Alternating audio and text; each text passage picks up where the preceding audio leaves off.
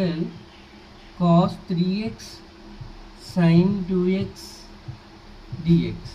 Okay, if it is cancelled, it is shown like that, multiply and divide.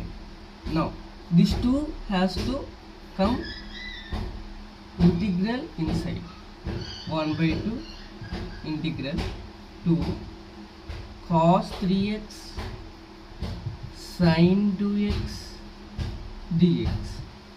Okay, now comparing the formula, 2 cos a అంటే ఏంటమ్మా 3x ఇక్కడ, తర్వాత b ఏంటమ్మా 2x.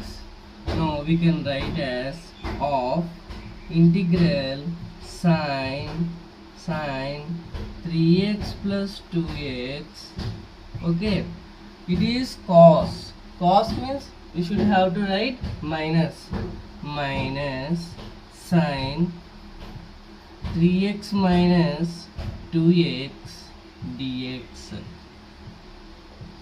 okay, now of integral sin 3x plus 2x ఎంతమ్మా 5x minus sin x dx. now we have to write separately for the sin 5x and sin x. 3x నుంచి 2x తీసేస్తే we have to substitute 3x minus 2x, then it is 1x, then I written sin x. okay, of integral sin 5x dx minus of integral sin x dx. by using of integration formula, integral sin x dx means ఏంటమ్మా sin x dx is equal to minus cos x plus c. integral sin ax dx అంటే ఏంటి minus cos ax by a plus c. then we can write this as of cos 5x by 5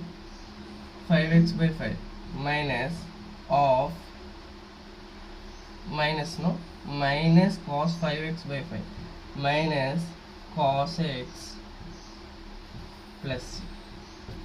okay, are understood? okay,